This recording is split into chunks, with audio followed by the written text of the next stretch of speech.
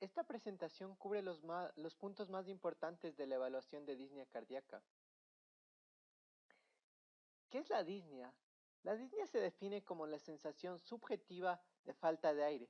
Los pacientes con disnea van a referirles que se sienten eh, sin aire, que se ahogan, que no pueden respirar, que no les entra el aire. La disnea es un síntoma y por definición es un elemento subjetivo. Esa sensación depende de la elaboración del estímulo a nivel del sistema nervioso central, pero también tomen en cuenta que puede estar involucrada la connotación psicocultural de cada individuo. Existen distintas causas de disnea, desde los trastornos de ansiedad hasta los trastornos pulmonares. Y también eh, las causas cardiovasculares. La disnea cardíaca es la que nos interesa en este módulo, pero un estudio más detallado de la disnea se realiza cuando estudiemos patologías respiratorias. Tenemos distintos tipos de disnea. Podemos tener una disnea de esfuerzo. Esa puede ser fisiológica cuando realizamos un esfuerzo físico y tenemos esa sensación subjetiva de falta de aire. La disnea también puede estar presente con el reposo, tanto físico como mental, y es lo que llamaríamos una disnea en reposo. La disnea puede ser permanente, es decir, una disnea continua, o puede aparecer de forma episódica. Eso es lo que llamamos una disnea paroxística. La disnea paroxística hace su aparición en la noche por la reabsorción de líquido intersticial que se produce al estar acostado, y eso genera un aumento del retorno venoso. La disnea paroxística puede ser la manifestación del edema agudo de pulmón de causa cardíaca. Hablemos brevemente sobre la fisiopatología de la disnea. Existen varios mecanismos que estimulan la sensación de disnea y vamos a revisar solo alguno. Como sabemos, la disnea se manifiesta cuando el trabajo respiratorio está incrementado y con la estimulación de ciertos receptores se transmiten impulsos a los centros respiratorios en el bulbo y el puente. La disnea puede ocurrir cuando se estimulan receptores sensibles al estiramiento en la vía aérea con la insuflación pulmonar. También se pueden estimular por receptores a gases o partículas irritantes. Y también puedes tener estos receptores J que están en el intersticio pulmonar y son sensibles a la congestión y a la distensión de los vasos pulmonares. Si hay líquido en los pulmones, no puede haber un adecuado intercambio gaseoso. Este mecanismo explicaría la disnea en la insuficiencia cardíaca, donde hay un aumento de líquido en el intersticio pulmonar y se estimulan estos receptores. También existen receptores que detectan en la pared torácica la fuerza generada por los músculos respiratorios. Definamos otros términos semiológicos que podemos encontrar en el estudio de la disnea cardíaca. Uno de estos es la ortopnia. ¿Qué es la ortopnia? La ortopnia es una disnea que aparece cuando el paciente adopta una posición de cúbito supino, es decir, está acostado. Luego de algunos minutos de encontrarse acostado, va a ocurrir dificultad respiratoria.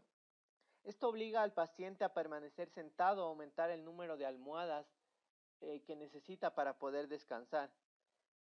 Este detalle es realmente importante en los pacientes con insuficiencia cardíaca congestiva, ya que van a tratar de encontrar una posición que les permita descansar adecuadamente.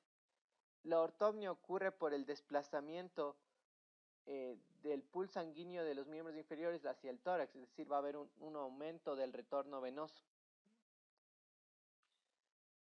Cuando uno adopta una posición de estar acostado, se aumenta el retorno venoso al corazón, pero ese aumento de volumen en un paciente con falla de bomba va a llevar a que exista una mayor acumulación de líquido en el intersticio pulmonar y va a exacerbar la disnea. Ahora hablemos sobre la disnea paroxística nocturna. El término disnea paroxística nocturna se refiere a la presencia de disnea intermitente y episódica que ocurre por la noche y que despierta y obliga al paciente a sentarse. Igual forma que la ortopnia ocurre por un aumento de la reabsorción de edemas en las extremidades inferiores y hay un aumento del retorno venoso y eso genera un aumento de la congestión pulmonar.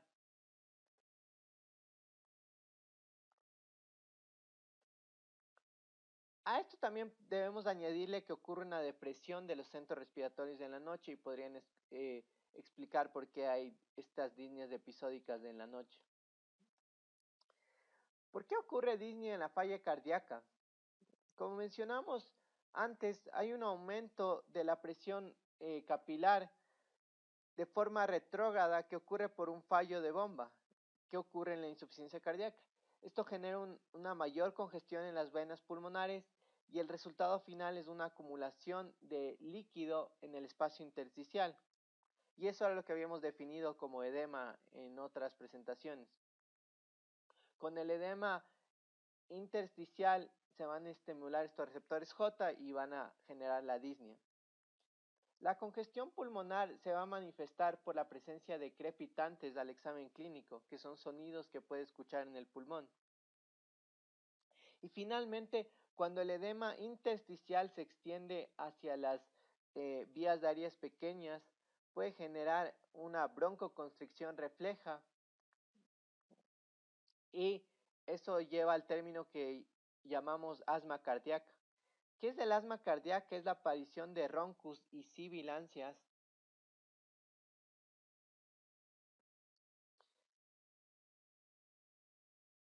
que son sonidos pulmonares anormales que ocurren en los pacientes asmáticos.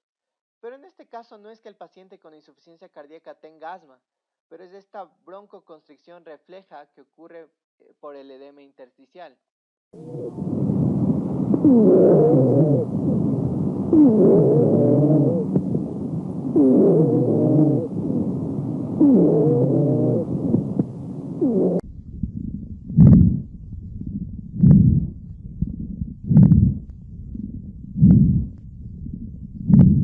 Podemos tratar de establecer el grado de disnea mediante escalas funcionales que nos permiten poner algo de objetividad en un síntoma subjetivo como es la disnea.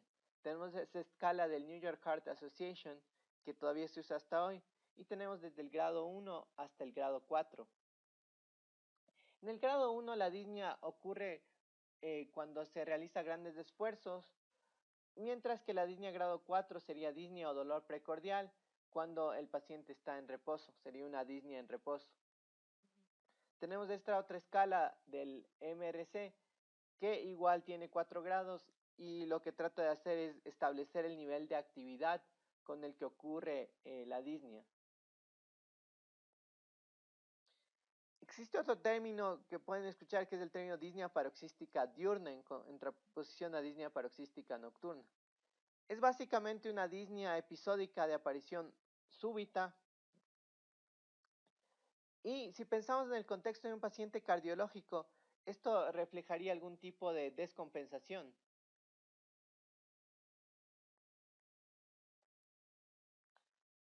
Puede significar un fallo ventricular agudo, eso puede ser un infarto de miocardio, puede ser un edema agudo de pulmón o puede ser una fibrilación auricular, que es una arritmia que puede llevar a una falla cardíaca de forma aguda. Unas breves palabras sobre el edema agudo de pulmón de tipo cardiogénico. Habíamos dicho en la fisiopatología que el edema pulmonar existía en la insuficiencia cardíaca por un aumento del flujo retrógrado por fallo de bomba y eso llegaba hasta el intersticio pulmonar. Pero ¿qué pasaría si la falla cardíaca severa se instaurara de forma rápida y aguda? Lo que pasa ahí es que el edema ocurre demasiado rápido para que puedan existir mecanismos compensadores. Y ahí es cuando tienes una patología como el edema agudo de pulmón. El edema agudo de pulmón puede ser una manifestación de insuficiencia cardíaca descompensada rápidamente o una insuficiencia ventricular aguda. El cuadro clínico es de una disnea que progresa hasta aparición de signos pulmonares rápidamente. Signos pulmonares pueden ser hipoxia, cianosis y baja saturación de oxígeno. La acumulación de líquido en el intersticio va a generar la aparición del signo clínico de crepitantes. Y también puedes tener esta tos con esputo de color salmón o inclusive de color óxido. Esto ocurre por una acumulación de líquido en los grandes bronquios y la tráquea que luego sale espontáneamente por la boca. Y el color ocurre por la ruptura de los vasos capilares por el exceso de la presión. Los eritrocitos que salen después son fagocitados por los macrófagos alveolares y se acumula en los macrófagos de este pigmento, la hemosiderina,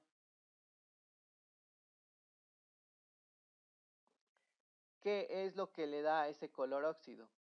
Como mencionamos antes, la acumulación de edema en la mucosa de las vías aéreas genera un broncoespasmo reflejo y da estas sibilancias en el examen pulmonar.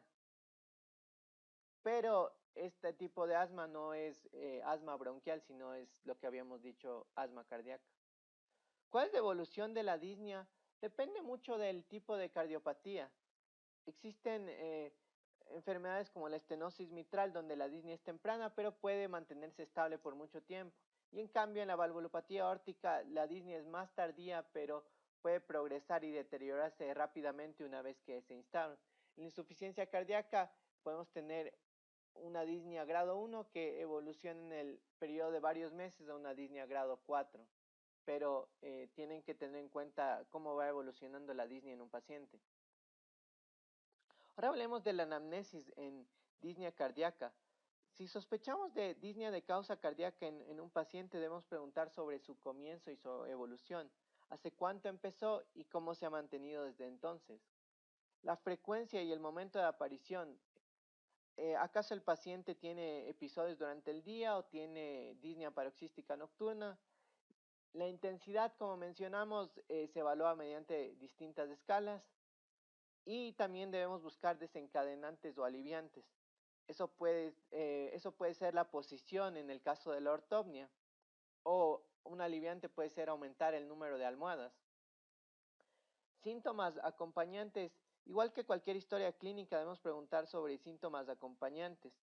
Los pacientes con insuficiencia cardíaca tienen más riesgo de presentar síndromes coronarios de infarto agudo de miocardio, así que estaría indicado preguntar sobre dolor precordial. Es importante realizar la distinción entre disnea y fatiga en la historia clínica. Hemos definido la disnea como sensación subjetiva de falta de aire y eso es diferente de que un paciente diga que está cansado. Otras preguntas que podemos hacer es explícitamente preguntar sobre ortopnia, disnea paroxística nocturna y también sobre el número de almohadas que necesita el paciente para dormir.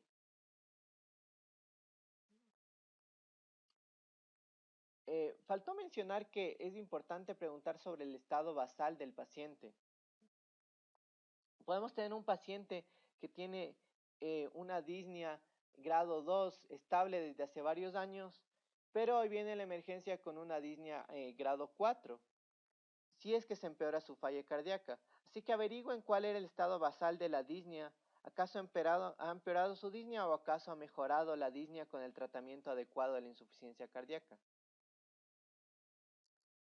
Hablando de insuficiencia cardíaca, si ustedes quieren llegar a un diagnóstico, deben por supuesto combinar los hallazgos de la anamnesis, es decir, la descripción de la disnea, los antecedentes, los hallazgos del examen físico y pruebas complementarias como un eco cardíaco o una placa de tórax que justifiquen esa hipótesis diagnóstica.